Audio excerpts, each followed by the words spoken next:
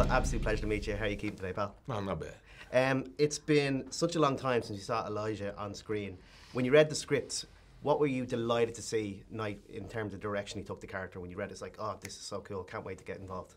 I don't know if I can talk about that. Yeah, I mean, I like the fact that, you know, he's still the, I don't even know if I want to call it sneaky, but he's still the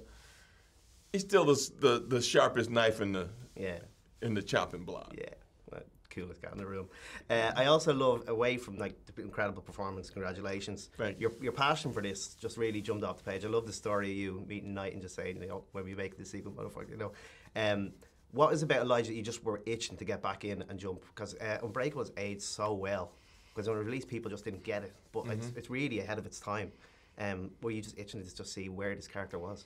Yeah, well, knowing that Elijah is this individual, it was always interesting to me, you know, what was happening in this place where they had him contained, what was going on there, and how was he surviving in that, you know, and knowing that, like I said, you know, being the sharpest knife in the chopping block, there was no way they were going to outwit him or, you know, break him.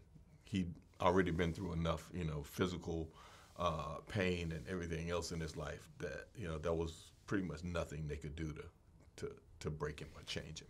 You've made some incredible films with Bruce, so you've a very comfortable and easy working relationship, and again on this one knocked it out of the park. But the scene in particular, the pink room, when you have, you know, James involved there and you got Sarah, who was excellent as well.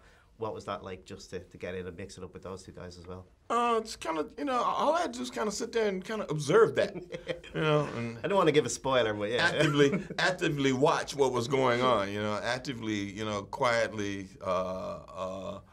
see what that dynamic was. And for Elijah, scouting her, finding out what her goals were. Yeah. And what she thought she could accomplish, or how adept was she at doing what she thought she could do with these guys, you know. It was a great scene. In terms of, you know, altering their ideas about who they are.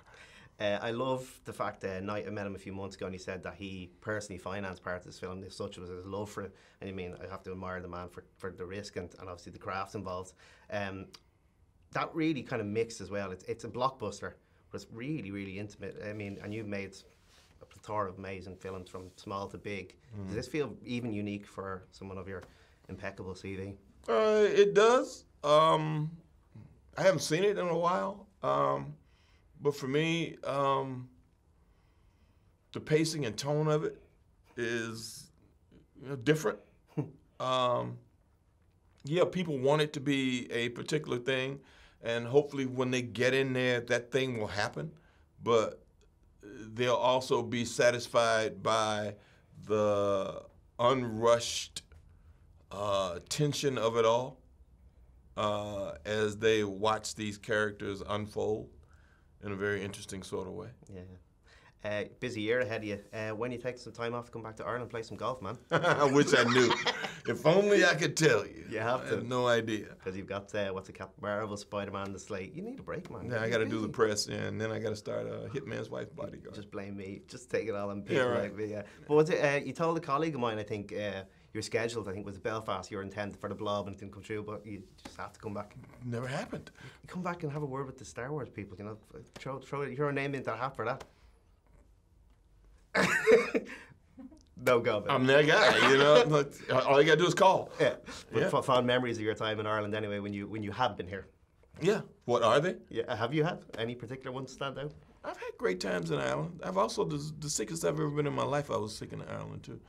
Please elaborate. I had food poisoning from eating some oysters in Ireland. But I feel like this interview could probably shut down a restaurant here. So I'm not going to talk about it. Too much of a pro. You're never just going to get involved. Yeah. Samuel L. Jackson, smashing work on glass, pardon the pun, and continue doing great stuff. I'm really looking forward to seeing what's coming up in the slate as well. Thank you. We get you back to Ireland and we won't poison you this time, I promise. Good, yeah. I want to go back to Limerick and play that course again. Sweet. All right. Cheers.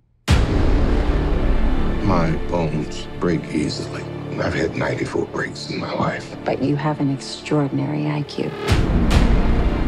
This is not a cartoon.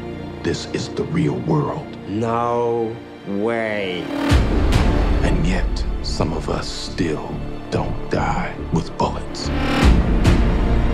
Some of us can still bend steel. I've been waiting for the world to see that we exist. May I meet the beast? I hope for your sake that he likes you. That sounds like the bad guys teaming up. A lot of people are going to die. Don't do this. Are you ready?